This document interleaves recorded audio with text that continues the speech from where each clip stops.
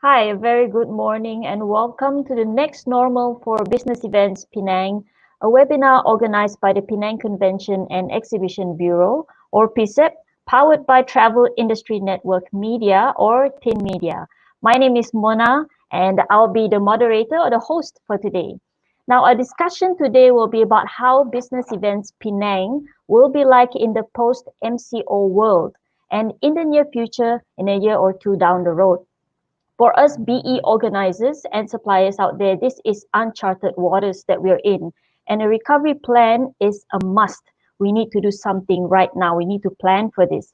So for that, we need key industry information and market insights for us to make calculated risks or to make very informed decisions for our future business.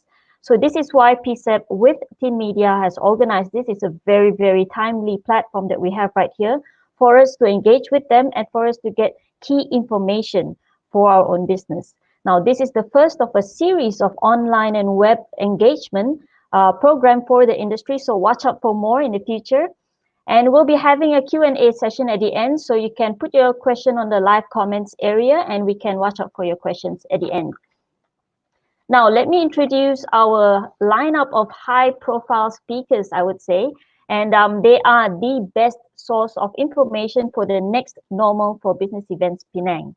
Now, the first one we have Yang Berhormat Yeoh Soon Hin, Penang State Exco for Tourism, Arts, Culture and Heritage and Chairman of the Penang Convention and Exhibition Bureau. Welcome, YB. The next one we have Mr. Ashwin. Good morning. The next one we have Mr. Ashwin Gunasekeran, CEO of the Penang Convention and Exhibition Bureau. And the next one we have Mr. Charles Yeoh, Honorary Secretary of the Institute of Landscape Architects Malaysia, or ILAM, and the Event Director of IFLA 2020 World Landscape Architects Summit, or we call it IFLA 2020. It was supposed to be held this year in Penang, but because of this whole thing happening, so it's going to be sometime next year. So he's going to share a bit of his experience with that postponement and what are they going to do with it. And last but not least, we have Mr. Khoo Lim, the chairman of the Malaysian Association of Hotels Penang chapter. All right, so we'll get on with it. We'll start with the questions, and then at the end we'll have the Q&A.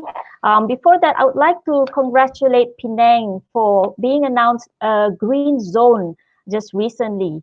And right here where I'm at in Kuching, we're still in the red zone.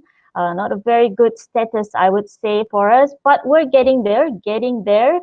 So now, being in a green zone, YB, I think you can share with us what does that actually mean for tourism and business events specifically.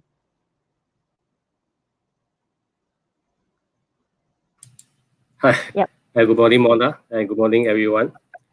We are glad that Penang is declared the green zone. The whole state is green now. And yesterday we saw the news that Penang is also one of the highest Penang is ranked most follow MCO, compliance to MCO.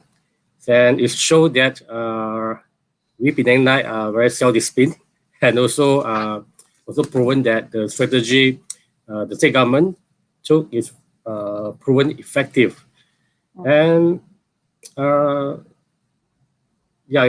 it's true that now we are green zone with no case for the past few weeks.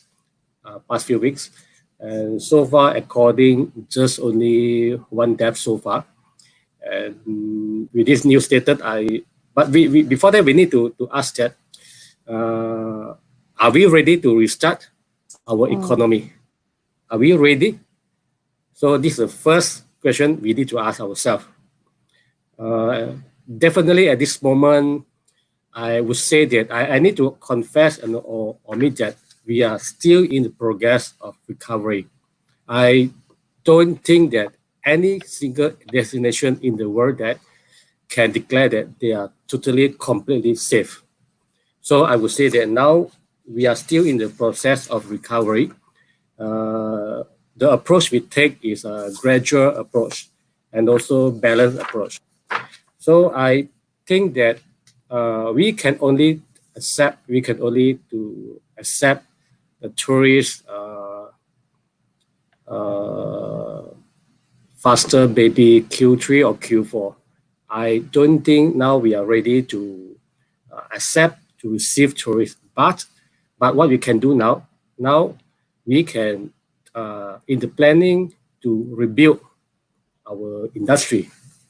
Now is the time for us to do all the strategic and also the planning for us to prepare for Q3 and Q4. Definitely, we need to rebuild the tourism industries generally and also specifically our PE, our MICE event industry to be better and stronger after the COVID-19. We can prepare ourselves to slowly open up the industry with enhanced hospitality and services while continuing to implement strict hygiene practices, protocols in order to target also to attract domestic events and tourists. We need to get the balance between economy and also the public health issue. If we are too extreme to public health, if we are extreme to health, we may kill the business. But if we too extreme to economy, we also jeopardize our health. So it's very important. Also, the wisdom for the state government. Not only for the state government of Penang, also for the leader of the whole world. They need to utilize. To practice their wisdom, how to get the balancing between these two sectors, economy and also public health. So Penang now we are practicing a gradual recovery strategy that announced by our chief minister. It's a state approach to reopening up the economy and various sectors gradually through a series of SOP observed and also adhere. This is to ensure that every segment would be adequately prepared to welcome the new norm for all the business, also for tourism, with the guidelines and also stringent SOPs. This will ensure that we are better equipped to welcome tourists when tourists come back, when the tourism resume, and to put us at a better position that we can compete with our competitors. So with the green zone status, it's an honor, not only the honor, also a good recognition for us to declare, also for us to announce that Penang, we can practice many SOP that to make sure that we are a safe destination for us to rebuild our tourism industry, also the BE industry after the pandemic, after the COVID. Thank you, IB. Thank you. Yeah, I think that balance that you were talking about, public health and economy, I think that's a struggle for the whole nation, in fact, and also for a lot of states. Even here, people are condemning why we're opening too soon, but at the same time, people are suffering because you can't do business. So there must be a balance. Now, but with this green zone, you still have gatherings limited, or maybe perhaps you can't have any gathering at all up to a certain number. So this impacts the BE industry, business events, any sort of events. So how do you see this, Ashwin? What's the outlook for business events in this current situation?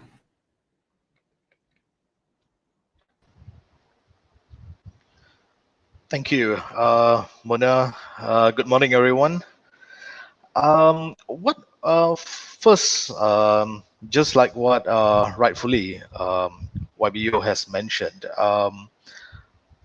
in a nutshell, we are looking at this industry as a people industry.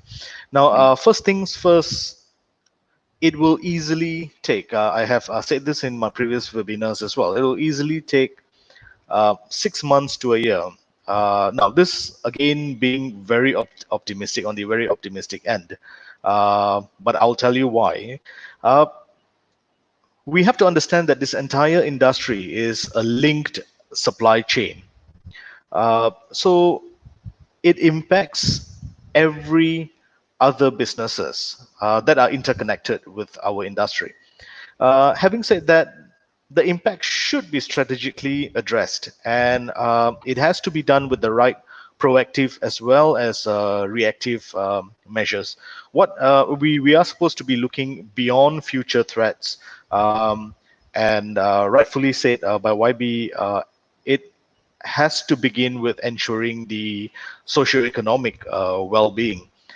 And when we look at this, then we speak of business in general. There's going to be lower investments as far as business is concerned, and it will definitely increase the uncertainty of risk, because we are dealing with something we can't evaluate here.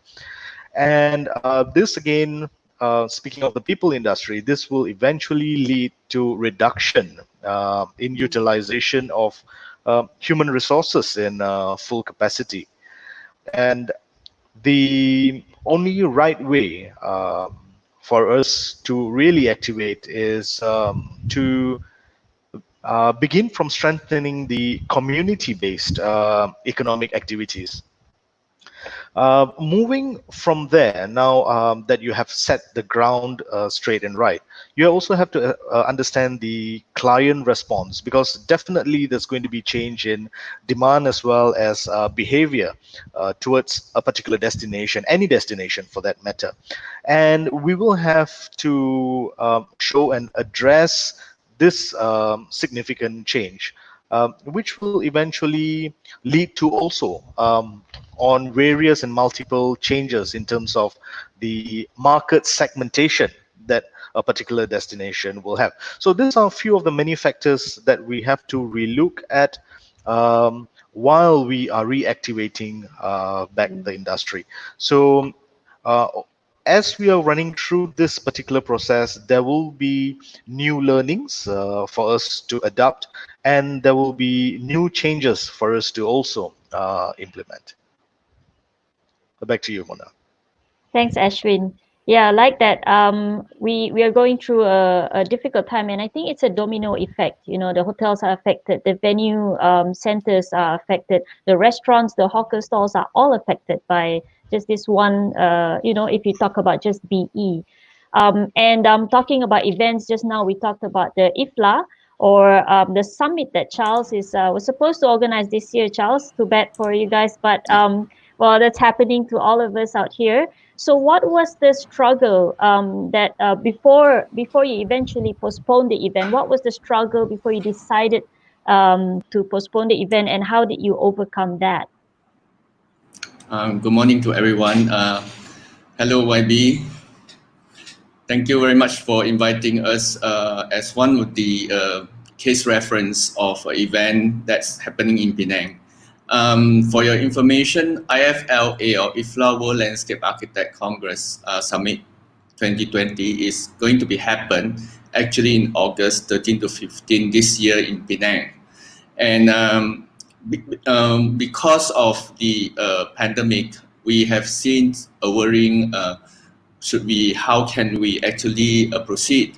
So there is a very long struggle because we came from a very long way. The event actually started bid in 2013 in New Zealand, and we won the bid, and we take about 7 years until today. The journey to here is actually a very long journey to us, and for us as organizers, we already go through 7 years of struggling. We don't mind to do it another year to make sure it is going to happen. But in this particular period of time, especially since the outbreak in China during Chinese New Year time, we have to mentally already prepare what are we going to do. The first reference point when we have our own MCO in March, we also discussed about it in our association, and we said that let's look at Tokyo Olympic Games. Let's see what happened to Tokyo Olympic Games. And down the road, 1 or 2 months later, Tokyo Olympic Games is postponed to next year. And we see major events are postponed to next year. At first, we actually thought of maybe we just push it to end of the year so that we can still have it in 2020. But when you look at the news every day, the new progress and new updates, from the Ministry of Health say that you can't do a massive gathering in the next 6 months. and then you look at the economy outlook that make you really think about what is our next step. So actually we have gone through a series of a meeting with the World Council, IFLA World Council, Exco, to actually discuss what is the alternative. So what actually we do is we lay out the pro and cons of 4 options that we can go. Let me share with you what is the 4 options that we do. Firstly, we talk about why not we push the later date of 2020. But the first option is out now because the government not allow 6-month gathering. So we out of this option. Second option, the world actually convinced us, why not you do a web-based? A web-based conference like what we have today. But what is our standpoint is, if we do a web-based, what's the impact of economy and also the impact of social aspect and also our profession to the nation? Being wise that if you do a web-based, the international arrival to Malaysia and to state and the income to the local businesses is going to cut off. So it will also not benefit the local business operators and local service provider. So we strictly say that we are not opt for the web-based because we have made a promise to MICEP and PCEP that we want to have it in Malaysia. We want to bring international arrival to Malaysia. The third one is the postpone to 2021. That is the options that we are really, really looking forward. But we have obstacle because 2021 we have another world host, which is Sweden, joined with Kenya next year in both countries together on the web base. And then the following year there is Turkey and then it's Korea. So there is a lot of hosts that actually lining up, waiting to host the event next year and next year and next year. So we have to actually do a series of discussion with them, about 4 to 5 meetings to convince them, to ask them to where we can work together, we can make sure everyone benefited on that. And because this is a common things that we face, the pandemic is a common world issue. It's not only faced in Malaysia. So that's the aspect that we're looking at. The number 4 is to cancel. So cancel is the most easier way out, and maybe you might reduce your risk. I don't say that there's no risk of having a World Congress next year. There's still a risk, but is that worth it, the risk of doing it? So we have done a few study pro and cons, and then we felt that with all the safety measure we took, I think we can actually still proceed with it with the support of the state government. So that is what the last thing that I want to stress on is, what is the outcome that you want? If you don't do it, you don't leave any legacy back behind. What have you planned for the past 7 years that you just let it go? And or what is the impact to the local economy, to our profession of landscape architect in Malaysia? How are we going to influence more social people and policymakers to understand the importance of landscape architecture and the practices in Malaysia? So to organize a conference is not just to organize a conference to let everyone here stay in the hotel, mingle, business networking, but it's also for organizer and the whole city like Penang. What is the legacy of Malaysia? What is the legacy are we leaving behind? What is the benefit we want the local to benefit from it? So that's about it. That's why we have go through the struggle, but I think it's worth it. And finally, we got the agreement of all the country to push it to a following year, and then we are allowed to do it in year 2021. Thank you. Thanks, Charles. Yeah, I think that's great. I think that the struggle with a lot of organizers would be that first reference point where you pointed out Tokyo Olympics, and seeing if that's cancelled, then that's a good sign. It's a trigger point. So I think those are the trigger points that a lot of organizers find hard to identify in the market. At the same time, they don't want to postpone or cancel, but also they're scared if they don't, what's going to happen. So those are very, very good steps. And I think organizers can really benefit from that. Now, once a lot of the events are cancelled or postponed, hotels or venues are affected. And even with this green zone, they would still need a few new SOPs or ways of doing things. And I think, Mr. Khoo, maybe you would like to share with us what are these new SOPs that are in place or currently planned for hotels? Good morning. Morning. Good morning, Mona. Yeah. Good morning, YB, and the fellow panelists of speakers. All right. Basically, on this area and everything, MAH, the Association of Hotels, we have actually come up with comprehensive guidelines, basically on how we will tackle this particular areas and all. Firstly, on the hotel side, we will do the, of course, disinfection of the common facilities, right? And of course, you have to step up more than the normal 1 time or 2 times. Sometimes we have also put down as even 3 times to do advise the hotels to do 3 times daily, on the cleaning and the disinfection and all. And that's include, of course, the common facilities and also the guest rooms. And besides that, we also advise the members to have a log so that they can maintain a complete list of record of what they've done, the recommended disinfectant, or what kind of cleaning agents that they've been used for the different areas and everything. Of course, the other side is basically the screening of employees, right? So we also have to look after our employees. So we have to make sure that all of them are screened, checked on their body temperature twice daily, and also to see whether if they have any respiratory issues or whatever. Okay, so this is basically we also have to teach and also train more of the employees to work towards observing very high hygiene. Okay, employees also will be limited. The meals, we were thinking of also limited them to packed meals rather than the normal where they eat at the canteen together. So these are some of the steps what we have looked into for employees. And third-party associates also, our vendors that comes into the hotel. So all these things is basically we also have to look and subjected to the screening as well. But coming to the when we have events or whatever, so basically we are going to manage or handle guests. So there's basically 4 main controls that we are looking at. Number 1 is crowd management. So a limit is to be set for the maximum number of persons allowed at public sections, including the function areas. So physical markers and guide are to be displayed accordingly. Number 2 is actually queue management. All sections where there's a queue is expected. Guides or markers for distancing of minimum 1 meter from one person to another. Seating management.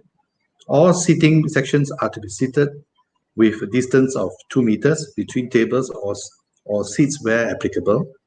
And last and not least is interaction management. So all sections where interaction between employees and guests that are unavoidable. So we need to take precautionary measures. So hotels need to stand by things like hand sanitizers and all at interaction points. All decision policies, guides are to be made known and available to guests and visitors accordingly. And from the organizer, so maybe like for Charles, that is his role, that we will hope that we have their cooperation, is actually to have maybe impose a travel declaration for those who are coming in from overseas. So from there, we can have a contact tracing form from the organizer. So participants will fill in all the particulars prior to attending this event, and then to record their observations and also to record accordingly, if possible, from all the guests and things like that. So these are the measurements that basically, I'm just giving you a brief, but it's actually a bit more comprehensive than this. But I'd like to explain everything. It will take a bit too long. So basically, these are the things that we are looking at. Okay.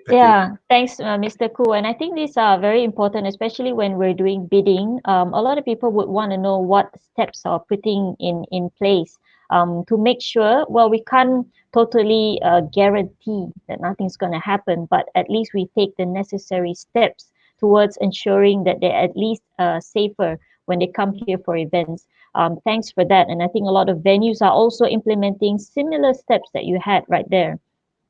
And with a lot of events cancelled or postponed, similar to like the IFLA, this year would seem a bit quiet, I would say.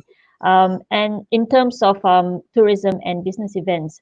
So YB Yeoh, maybe would you like to share with us what is the state's economic outlook looking at this quietness in the industry for tourism and BE this year and beyond?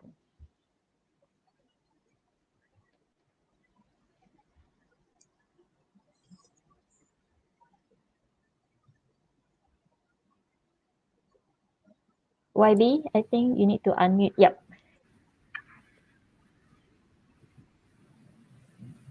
Yeah, sorry. This year 2020, I mean, supposedly should be an exciting year, interesting year for everyone. So you see that before that, year 2020 is a Visit Malaysia year and also our Experience Penang year. In fact, we have done a lot of campaign also preparation to celebrate this year 2020, but everything turned very fast, changed very fast. I don't think everyone will know that suspected that year 2020 is a disaster year instead. So I believe that countries across the world, including Malaysia, now revising their economic growth for this year. Penang, we can't avoid it, definitely. So you see that now as of May until this year, UNWTO, United Nations World Tourism Organization, announced that the world tourism remains at standstill, at almost 100% of countries in the world impose restrictions of travel. In view of the current uncertainties, it's very hard for us to get an accurate forecast, but we foresee that year 2020 will be a tough year, challenging year for everyone, also for the tourism industry in Malaysia and also the world at large. The business risk is heightened with the fear of COVID-19 infection and by lockdown regulation in most countries. We need to admit that we Malaysia and also Penang, we are part of the world, so we can't avoid it. Hospitality services, travel operators, airline companies, restaurants, retailers are expected to suffer serious financial damage.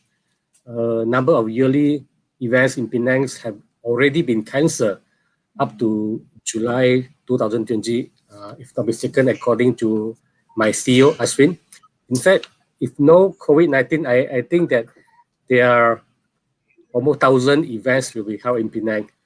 There are not only IFLA, I mean, there are many international conferences, congress will be held in Penang.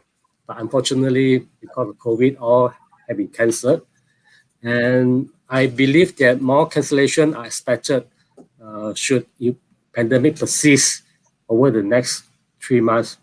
And in fact, I mean, honestly to say that at our state government, we also have to cancel, call off many of our own state-owned events, including our many sport tourism activities like our Dragon Boat, our Experience Penang Run that should be held in March, and also many trade fair we have no choice to cancel.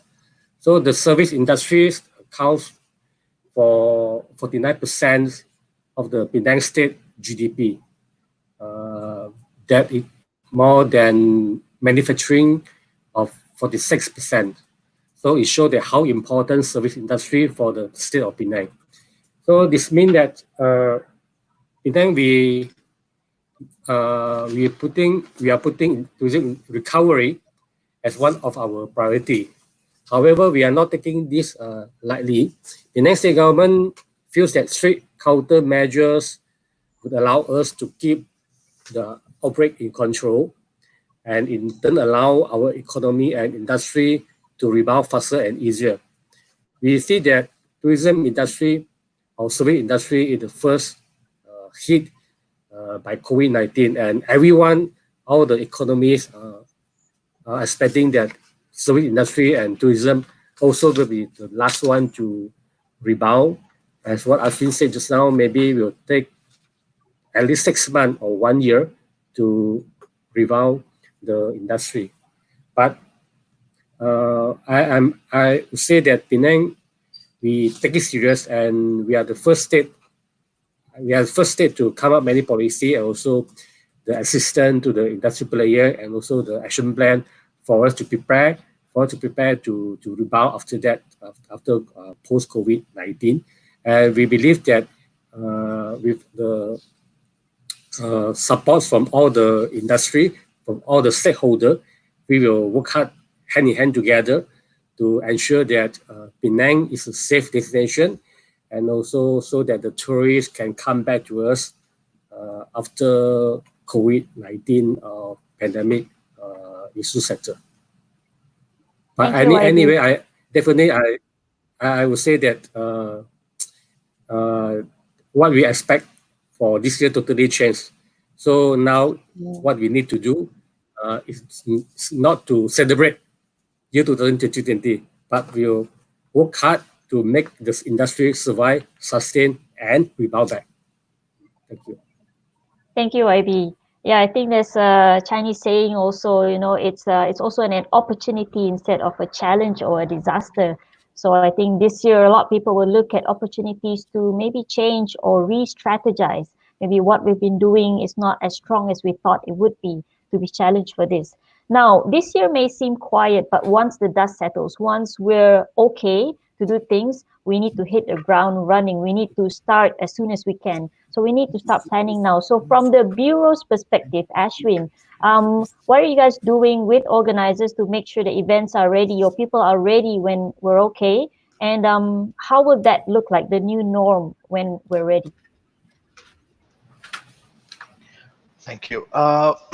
I think even before we get into how we're going to move when all of this is over, we should look at what are we doing at present. Now, as far as the Bureau is concerned, what's rather very important to us now is to involve the partners with a crisis management strategy. Now, having said that, we have presented a 3-year plan to the industry, and this was about 2 weeks back. Now, we have introduced a 3-year rejuvenation plan, and this 3-year rejuvenation plan falls right 2021 right up to year 2023. And all the strategies will be implemented together with our partners.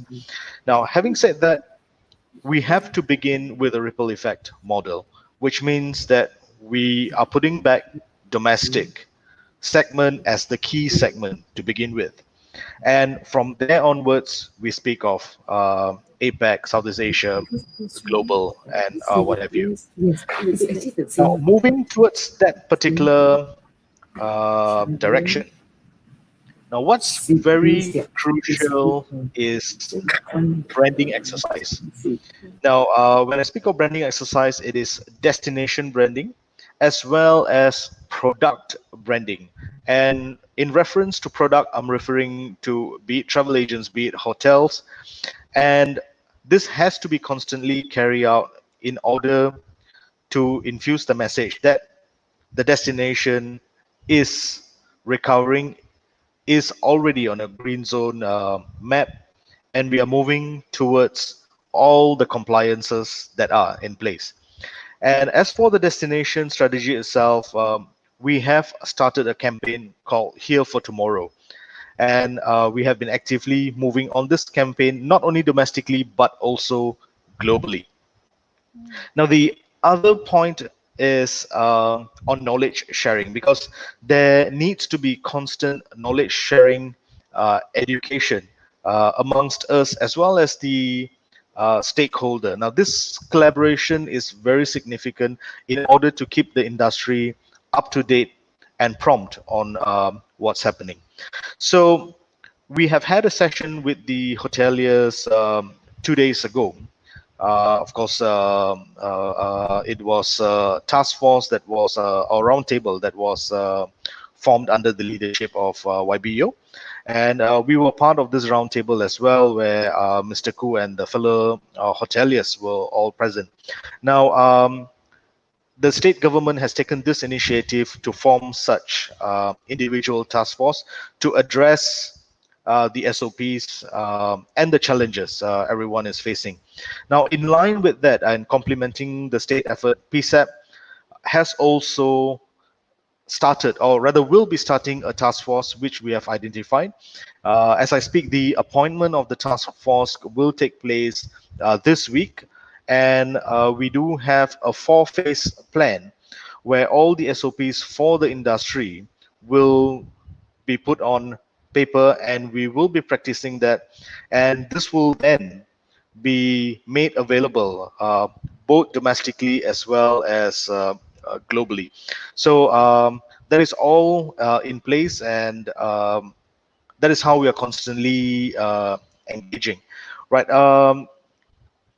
The other important thing is that we have also moved one step more. Not only are we looking at direct industry partners, but also indirect or supporting partners towards the industry. And this would be our suppliers whom are supporting the industry to move.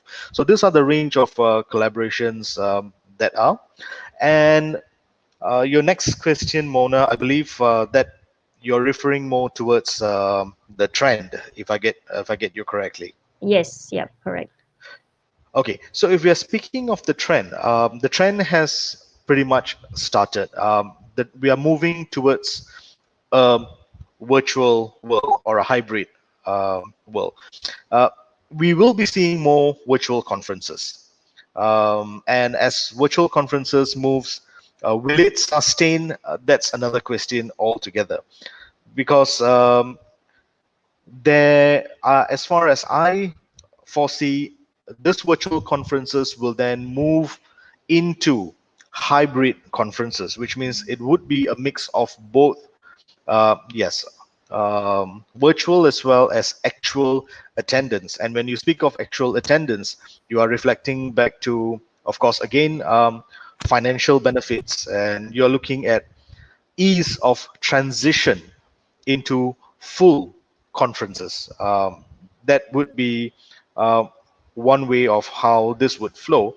And there will be a lot of technology being invented and being induced into conferences. So when we speak of technology, this is not only going to be on the virtual perspective, but once we are over with this pandemic and there are going to be actual physical conferences, you will see a range of uh, new technologies being practiced. I believe one just before we got into the pandemic, facial recognition was one of the technologies that were being introduced then, and probably after this pandemic is over and during the physical conference, this technology would then be one of probably a necessity um, in accordance with the SOPs that are being set by the Bureau or even by the convention center or relevant venues.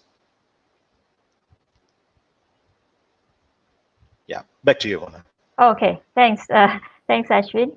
Yeah, I think I like that the use of technology, but not just on webinar or virtual events and stuff like that. There's the usage of technology has always been there, but I think it will be more after this whole thing. And I think it ties in. I'm not sure. I think YB mentioned it, or maybe yourself, a reduction in HR capacity in a lot of the industries now. One is because of the economic factor to reduce cost, and the other, I think a lot of people will want to focus more on what they're good at. So I think this usage of technology can make people focus on the creativity side, maybe content of the event itself. And I see a lot of questions. Thank you guys. Keep it coming. We'll handle it a bit later. And some of your questions here are actually being discussed right now. So just take note of those. Now, Ashwin talked about some of the trends that are happening or the new norm in events. And Charles, I think we would like to hear from you for IFLA. What are the new things that you're going to do? What were the changing factors that you needed to take into consideration or new focus areas for this event of yours, which has been postponed? Thank you, Mona.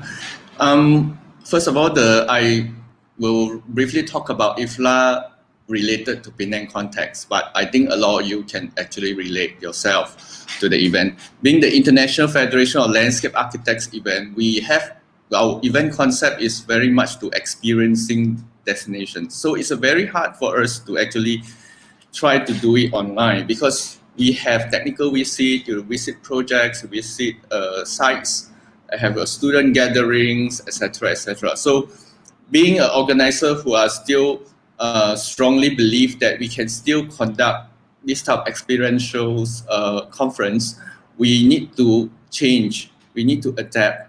The world is changing today, everyone is changing today. After the World War II, after major pandemic, after earthquake, or after, everyone is changing to adapt. We need to change, we need to adapt. I'm sure that we can do that. So what, as event organizers and for large corporations or even state government or allowing events to organize in Penang or any other place, there's abundance of cautions you have to take into consideration. So we have planned in such a way. Penang is a very unique destination for us because one thing, Penang have a lot of unique destinations.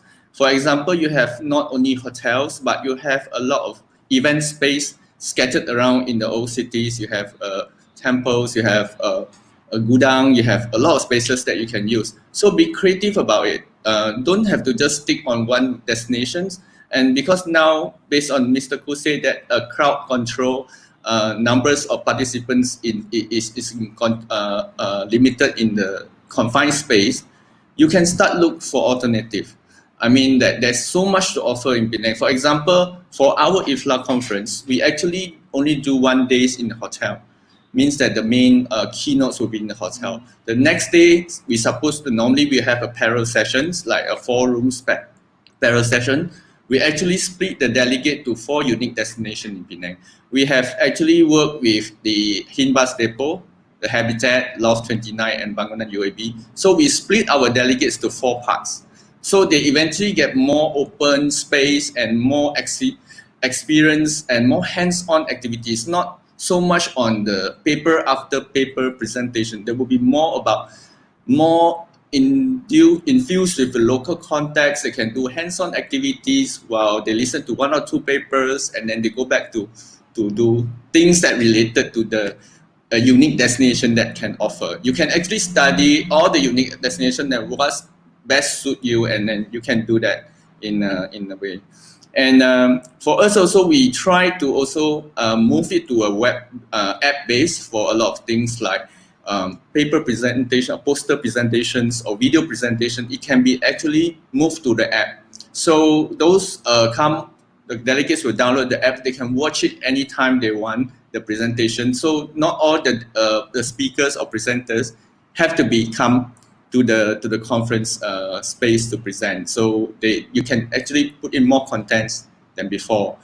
And this is some of the, in terms of organizing the event side. But how about the new aspect we need to look at? Because every day is a new day. Like every day there is something new, there is some updates about everything. So the next things that most of the organizers should actually looking at, I think, is the app. The app technology will play a very important role in connecting people, tracing people, as what Mr. Khoo said, Ashwin said as well. Technology will be the next things to come into, mostly tracing your delegates and sending information to them. What happened if 1 or 2 months or few weeks before the show, there's an outbreak happen? How are you going to tell? What is the thing? So app is one of the faster way that you can actually communicate and updates your delegates on it. And I think as an organizer, beside following the SOP laid by the hotel and also the state government, I think we also need to look at how we can allow the app to do a tracking on. I mean, not tracking on the delegates. I mean that they record every time when they enter. They need to record the temperature. Everything is recorded in the app, and even the app will help you to monitor after the post-conference. When they go back to their own country, 2 weeks later, 3 weeks later, you have to ask them, are you okay? Or there's like a following up thing. So if we ever detected any cases that happen, that we can actually act faster, that we can actually trace back all our participants in our conference that need to be tested or anything, or inform the authority that what we need to do. So I think the apps will play a very important role in the coming. And also we also need to look at how we can work with KKM or Kementerian Kesihatan to have a separate room in the hotel as a temporary holding room for isolation. If there is any things happen, there is a medical officer and also a room standby for isolation purposes. This is just to stand by. It's like a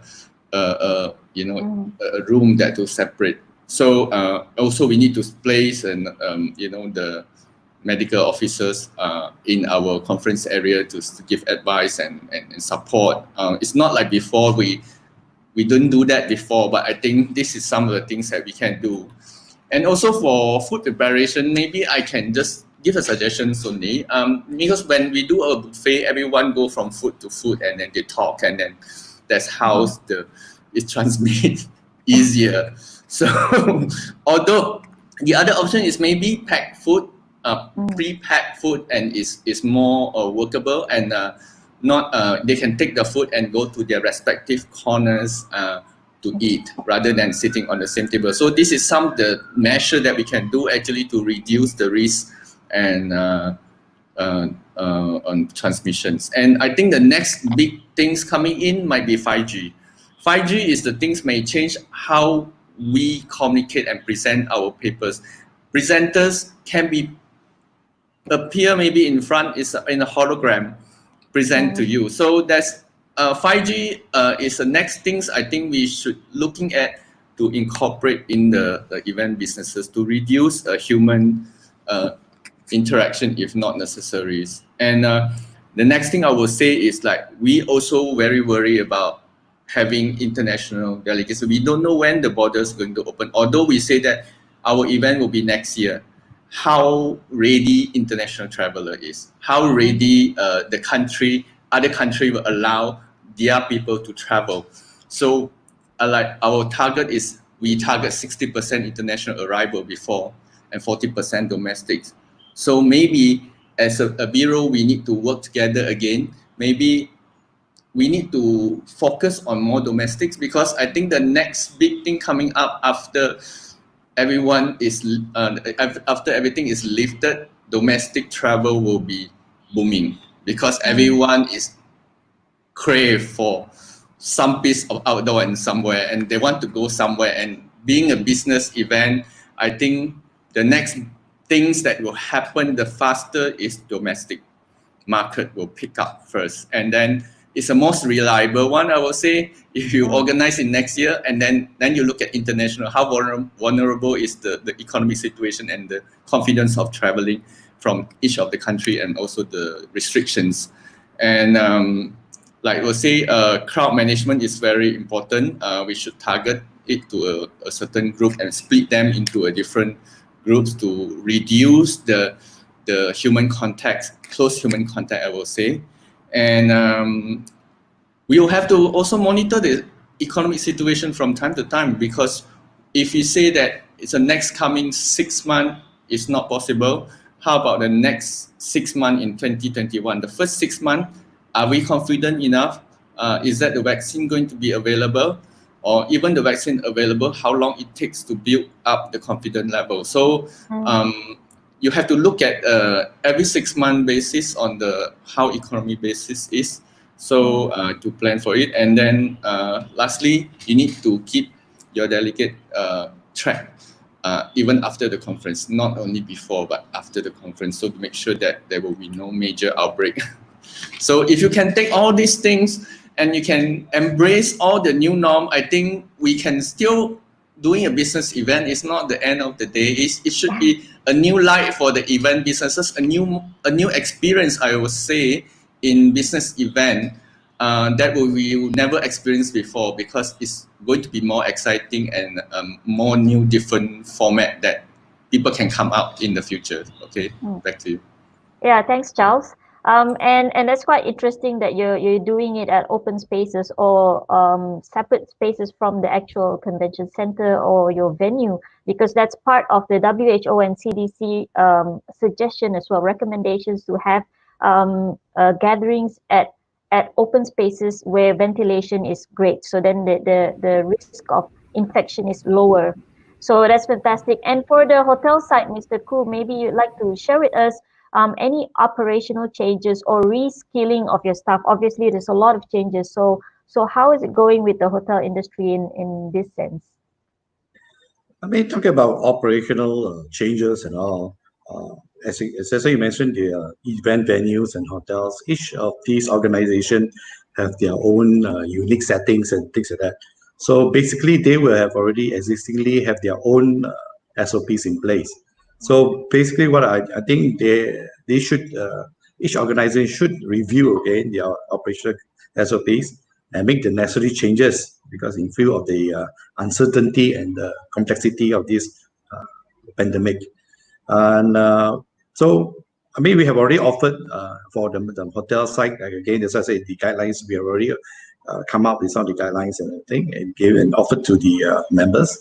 So hopefully they will use them. But as again, as I said, we can only advise and tell them to use all these guidelines.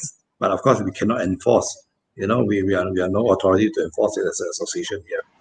So basically, each I will come back again is that each operational, I mean, for the operational changes and everything. So each organization need to really review their own changes and things like that. And besides that, they will have to relook into their risk management and how to manage such a crisis in each place. Again, I'm sure a lot of these organizations have their list of risk management. So because of now, this is something new, they have to relook on that part. On the changes, basically, I would say one of the things that I would like to touch on is, of course, like things like the the venues and the hotels were built or set up based on numbers.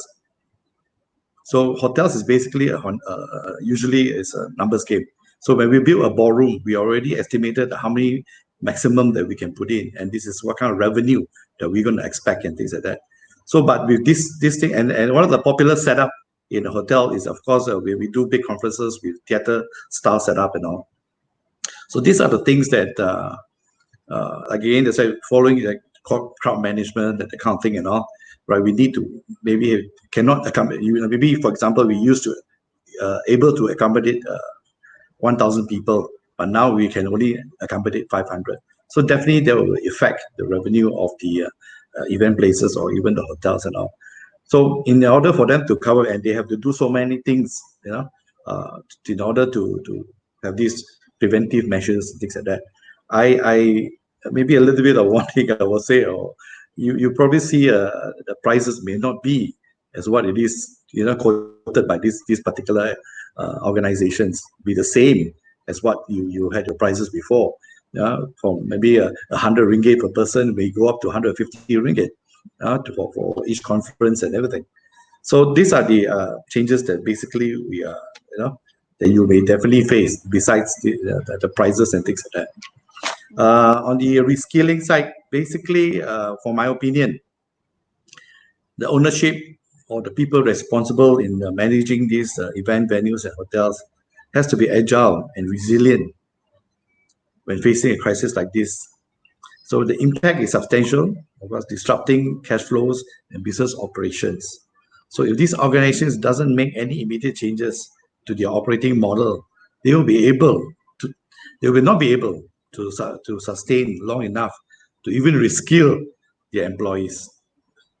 So as an efficient and a well managed organization, they need to impart the most skilled to me. I think Charles also have is the adaptation to navigate through the changes that employers will face. So, like rightfully again, Charles and also of course Ashwin has said, technological change will be the main thing. Organization and its people need to prepare to learn and invest. As the world continues to practice social distancing as to control the COVID-19 outbreak, the importance of being digitally ready has never been more apparent. So the future is digital. There are many new products and applications available, and there will be many more to come if we do not start to accept all this new technology, like what Charles has also emphasized again and everything, and you do not put in your effort to learn and change. So it will be redundant on the hotels and also the employees and everything. So for me, from my side, basically the reskilling, I think because of the technology will play a very, very critical area in this part. So basically, I believe that the owners or whoever need to really invest into this part, into their employees. Thank you. Thanks, Mr. Khoo. And I think a lot of venues or even businesses, this year is not the year to make profit. This is not a revenue year. And I think Jack Ma also said that this is a survival year. And in fact, a lot of businesses, we shouldn't be looking at making a lot of profit this year. Instead, we need to reduce our losses. We're going to make losses anyway. So if you don't do anything about it, if you charge a little, you reduce your losses. If you don't do anything, you're just going to incur those losses anyway. So I think that's the current feeling, I think, in the industry right now.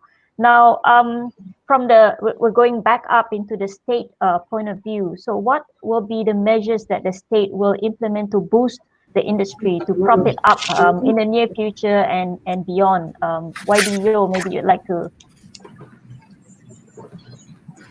Hi, Mona. I think that before we talk about how to boost the industry, I think we need to make a thing into phases, like our state direction to have a gradual approach and also the balanced approach. So before we need to do any marketing, I think that what we need to concern first is the issue of survival. So I make it into two phases. The first phase is to ensure that the industry still can survive during the pandemic. And only then we talk about the marketing and also the promoting. So for the matter of survival, we Penang State Government, we have formed the Tourism Penang Next Normal Task Force. This is a special task force that state government formed, and we have this task force chaired by late our chief minister as the chairman, and me and myself as the deputy chairman, and to include all the stakeholders of the industry, also all the players in the task force. So we will listen to the industry player and stakeholders to formulate a state-wide policy to deal with the next normal in the tourism and also to deal with the crisis that the industry players face right now. So what we need to do firstly is to mitigate the loss, also mitigate the risk. So we have the crisis management policy. We will be having a think tank from the industry players, from the government, from the academician, and also from the economists. We will be having a meeting to formulate a crisis management policy, and we will be having a survey distributed to all the stakeholders, all the players, let them to tell us in their sector, their industry, how many have been laid off, how many have to take unpaid leave, and how many remain. So we need to ensure that the human resource in the industry can be managed, can be handled. So we will be to ensure that they can survive. This is very important. So we Penang State Government, we have taken steps to assist the affected parties with financial relief. I can't say that the assistance is very it really can. I mean because with our limited resources, we Penang just a state government, just a small state, so we have limited resources, but we still have taken steps to try to give some relief to some affected parties. Like we have one-off payment given to some small traders, licensed hawkers, because Penang we are famous with street food, so we still need to assist our hawkers, and also incentive to our trisol riders, because trisol beca is one of our icon, and also taxi drivers, e-hailing drivers, trolley guards, also some we have in our scheme bantuan, we have try to give whatever we can give to the affected parties, and also we have set aside 10 million ringgit to offer zero interest soft loan to the tourism players. So the aim is to aid the cash flow of those affected players during the implementation of MCO. And we know that, I mean, everyone is expecting that tourism need to take 6 months to recover. So I understand the pain of the industry players. So that's why we state government, we initially we have come up with 30 million scheme pinjaman tanpa faedah to the all the SMB, and after that the response is very good. I mean, we received almost 5,000 applications for just 30 million loan. This loan is totally zero interest. They only have to pay after 6 months. So after the 30 million, we also come up with another 10 million just for exclusively for the tourism players. So we are working on this. So we hope that at least we can try to help them their cash flow problems for this 6 months. So we need to ensure that they still can survive for this 6 months. So after this 6 months, we have tourism recovery action plan, TRAP, TRAP. We are not trying to trap anyone. We just tourism recovery action plan, TRAP. So we are working on this TRAP to target at least to target domestic tourists first. So only then we will go to regionally, and also after that go to internationally. But definitely we know that it's subject to many external factors that beyond our control. So firstly, what we can do, maybe we'll try to promote within the green state, the interstate. I mean, we will encourage the tourists, domestic tourists from the green state come to Penang, and only then we see how the pandemic only go to regionally and go to internationally. I believe that our marketing arm, PGT, Penang Global Tourism, and PSEP are working on this promotion strategy.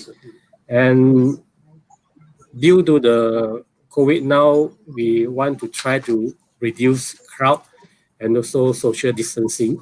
So we'll be targeting to promote less popular areas, what we so-called hidden gem, like our Balik Pulau and also Seberang. That side more on nature tourism, so that we would be easier to manage social distancing there. And also, definitely, we will be continuing with our experience Penang Year branding while embracing digitalization and also innovation. The state government, we are also considering to waive hotel fees for the coming 6 months in order to support the industry. And we also be talking to airlines and also hoteliers to introduce tourism packages.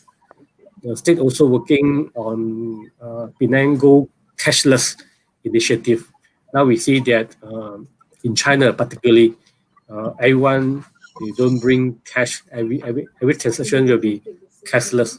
So we also going on this direction, want to promote a cashless initiative. And before the pandemic, before the MCO, actually, we have a campaign with our Penang Attraction Association.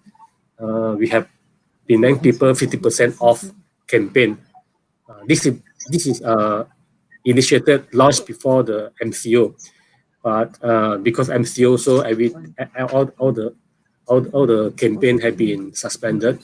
Also, we'll resume the campaign after the MCO, because so we see that Penang is still a green zone, so maybe we can still encourage Penang people go to the Penang places. I believe that in the deep hub of every person, we still want to travel, like virtual meeting, like the conference. Even though now we have no choice to do the virtual meeting like what we do this morning, but I believe that everyone will still want to go out, want to the places where to experience the lifestyle, the food of the destination. So at least we can't go to overseas now, but I believe that Penang people still want to go out. Like you see, after the after our Prime Minister announced the CMCO, people can go out to jog or go out. We can see the crowd is already. So I believe that after the MCO leave, Penang people or maybe people from other state, they will still want to go at least 1 or 2 days off. So we also, in terms of MICE activity, in terms of business event, the state together with PSEP, we are working on the business events Penang Rejuvenation Plan 2021 and also 2023. The plan is to focus on building and attracting more national meetings before targeting Southeast Asia or Asia Pacific, or finally the global meetings and incentive industry. So at least we have a plan that to encourage national level meeting to be held in Penang, and only then we go to regional and also international. So for the international market, we hope that we can focus after pandemic. So the targeted market are China, Thailand, Korea, Taiwan, India, and Japan. By having attractive roadshow, carry out joint association meeting bids, and also targeted sales calls, and targeting the travel association conferences and firming tourism. Not only the physical trade show, we are also planning for e-trade show or e-fair, because now everyone is talking about the digitalization. So we're also thinking how to make our promotion marketing into digitalized.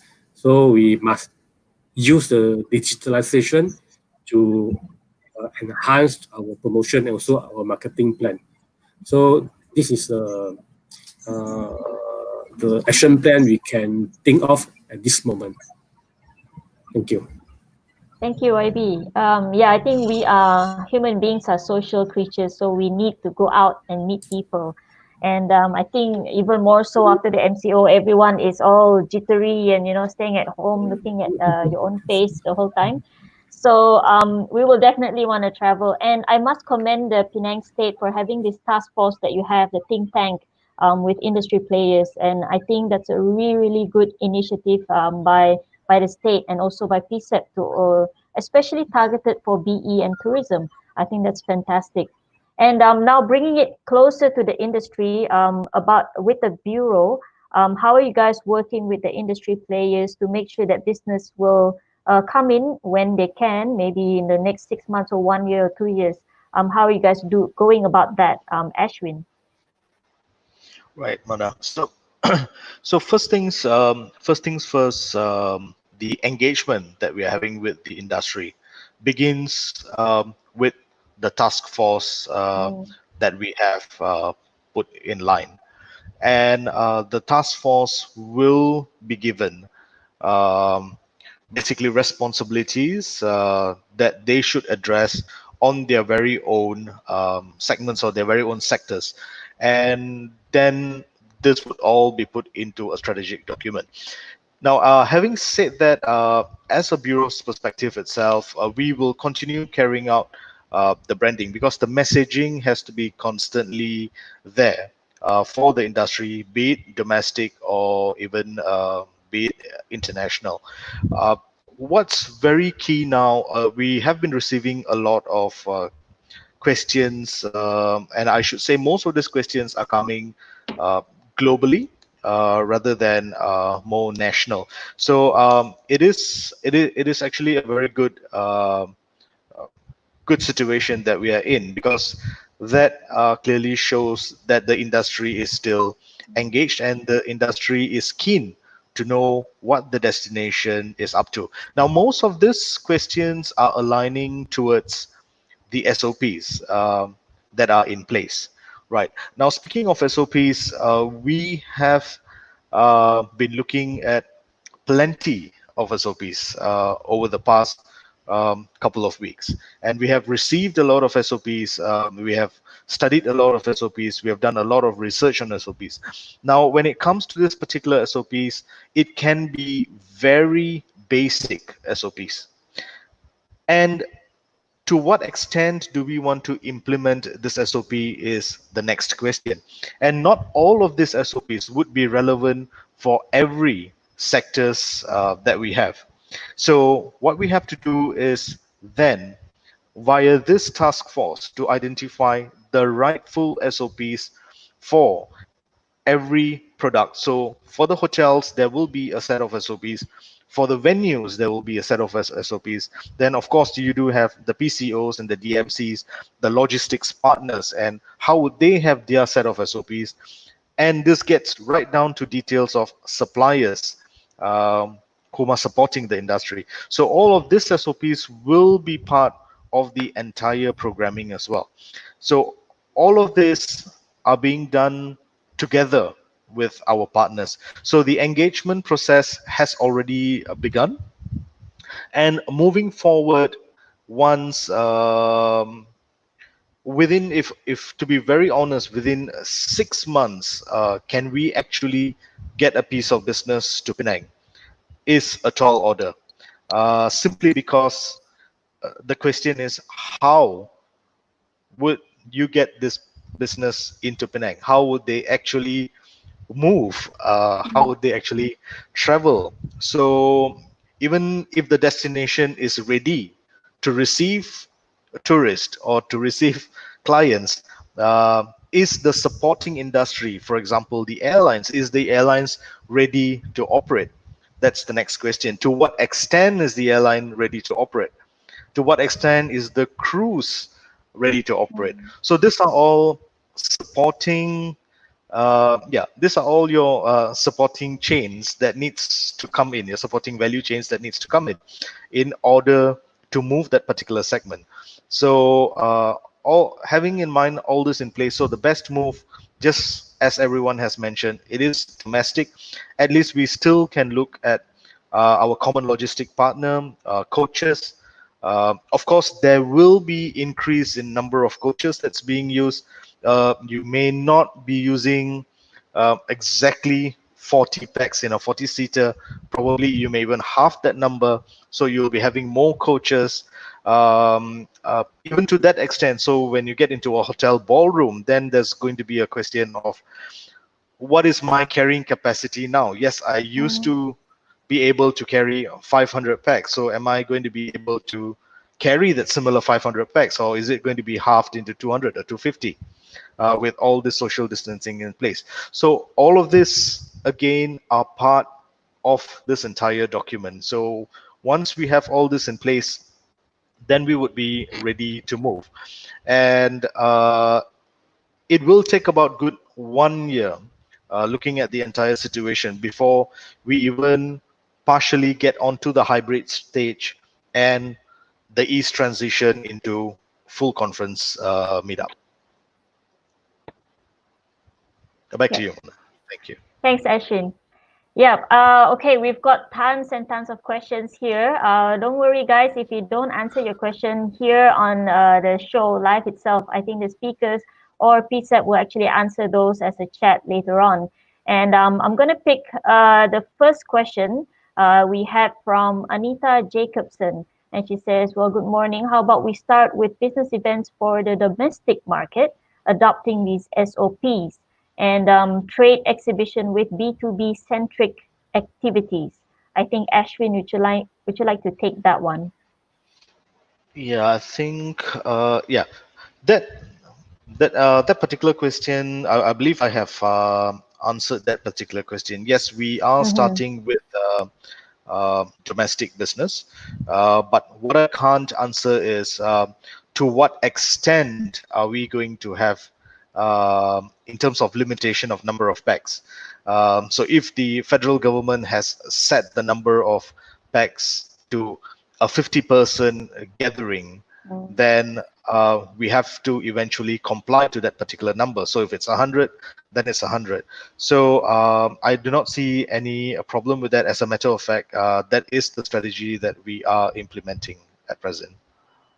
Okay, so domestic events are actually the current focus for the state. And I think for the whole nation, I would say, and I think that's the smartest thing to do right now. Now I'm going to go to this question. I think YB Yeoh would like to answer this one. Francois said, we know the issues, and but what are we planning to do effectively to assure state tourism arrival?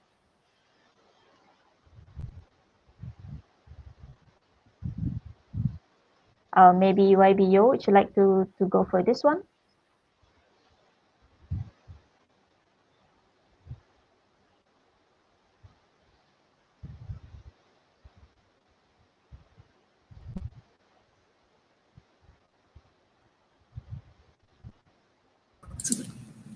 Domestic. Oh, okay. Yeah.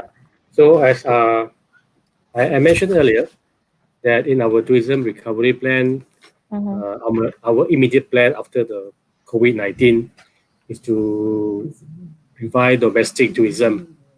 So in line with promoting domestic tourism, we are now working on campaign to promote and encourage domestic tourists travelers to Penang.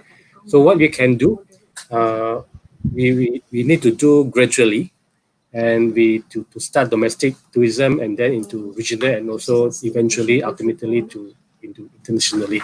So we are looking into having campaigns to encourage how to campaign. So our strategy, our tactic, we firstly will encourage our own people within the state to explore the places that they never explore or visit before. I believe that many of Penang people who staying in island, they never go to Seberang, go to mainland, and maybe some mainland people, they also never visit some places in the island. And also we will encourage the family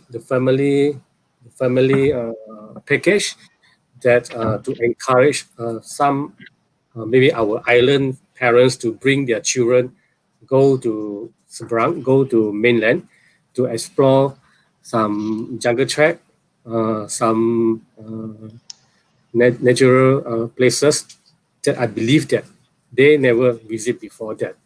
And we also will be having discounted package. I mean, we are working on some incentive package to encourage tourists come to Penang to visit and to stay. We know that hoteliers are suffering very bad, So we need to do something to help our hoteliers. So for those they come to Penang, I mean from other state, we will have some incentive, some packages to let them to stay in our hotel. Then on top of that, they need to visit our tourist attraction.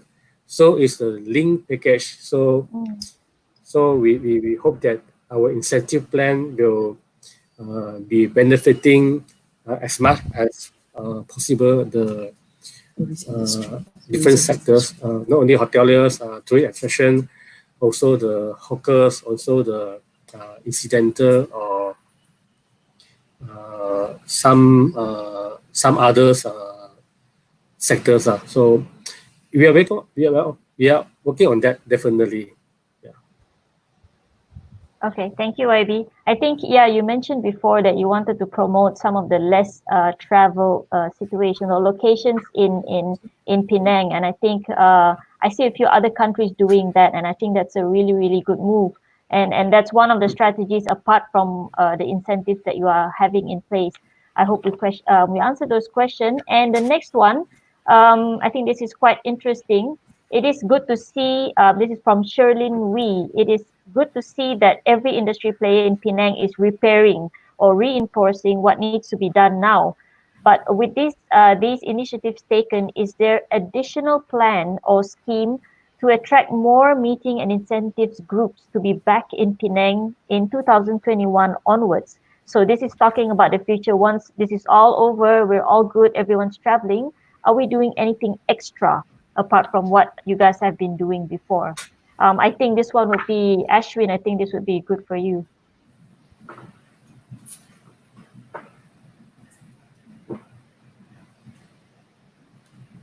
Thank you, Ramana. Now, what we're looking at is not only the meetings and incentive. There's more towards what is actually in plan, and the plan that we have is from 2021 right up to 2023. Now, this is a 3-year rejuvenation plan.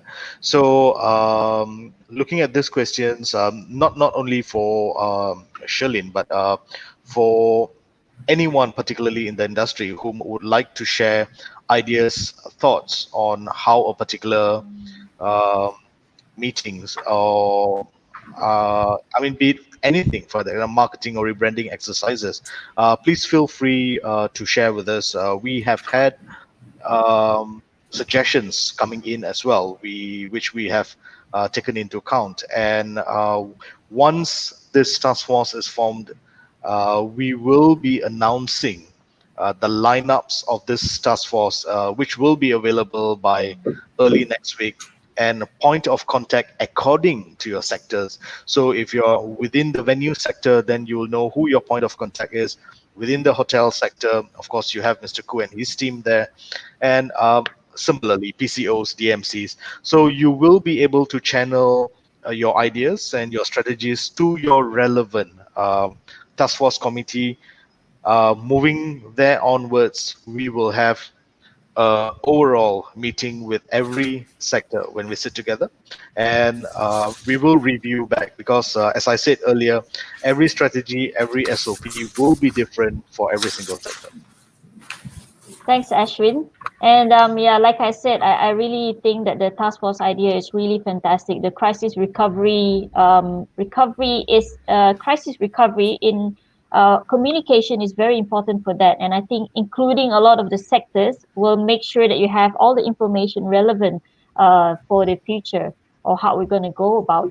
And the next one is a question for I think the hotel industry. I think Mr. Khoo, you've been a bit quiet, so I want to pick on you right now. So this is from Lee Mansoon. Any practical steps to uplift the digital technology in hotels? So we're talking about virtual events and all this technology and stuff. But what are the hotels? Are there any steps they're taking to fit into this new norm? You have to unmute yourself, Mr. Khoo. Okay. Yeah. As I mentioned earlier just now, about the technology that is going to affect or going to take place in the hotels and all.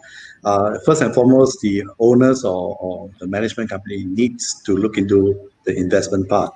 I think lately I've seen a lot of vendors approaching me also, proposing a lot of things, from hardware to software. Okay, so basically, everything is geared towards reducing the contact between the people or the humans. All right. So, but all this come with a cost. So unless the owners are prepared, yeah, to definitely look into this, and they have to look into this, I would have to say, and to invest, to put the money in there for them to, in order to cater for the future business to come. Okay. Okay. Thanks, Mr. Khoo. Now, the next question is quite interesting. It's targeted to Charles. Charles, your turn is next. This question is from Naomi Neo. You've spoken on the challenges having to work with other destination hosts to postpone the event. I mean, this in terms of IFLA. So, what advice would you give to event organizers in such negotiations? So, how you want to negotiate, your event being postponed, and because of that, their event is postponed to another date. Some tips, maybe. Okay. All right. For to actually convince or ask the future organizers to postpone as well, you need to work with your organization, like the World Organization. For us, we work with IFLA World, Exco, the president, and some of the Exco members. They were being the moderator in terms of when we come to online discussion about what we can do. And the other thing is the other parties is local bureau like PSEP and MySEP was very supportive in the whole process. They've been online with the World Exco to talk about the whole thing. So on our side as an association, you need to prepare a certain documents. You need to tell what is the current situations that you face, and then you need to tell what is the profit and loss if you will cancel it, because you are already on the journey of 70% to 80% before the event, and they are on the journey because they are future in the coming year, they are on the journey of maybe 30%.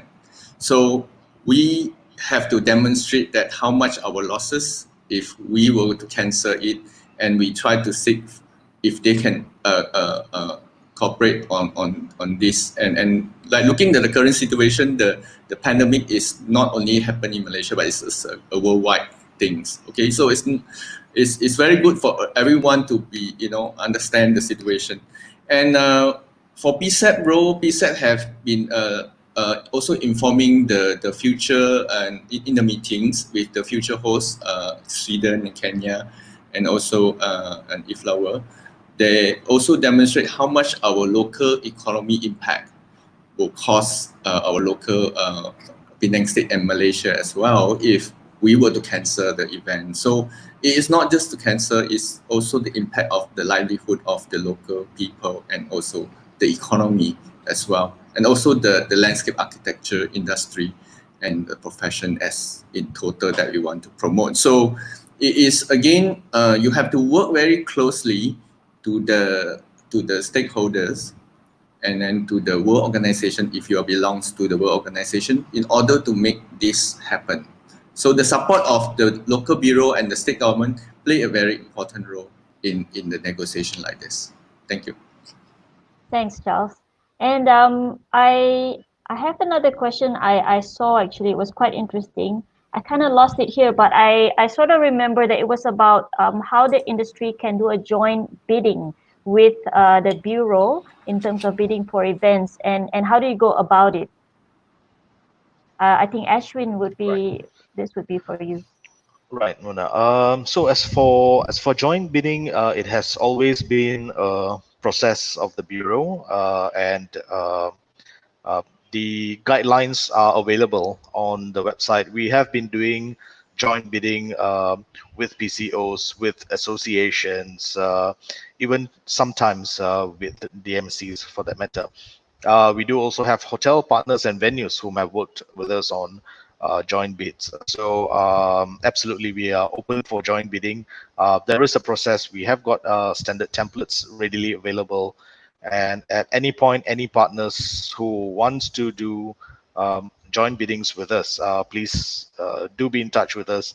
The entire team would be able to assist you on the procedures.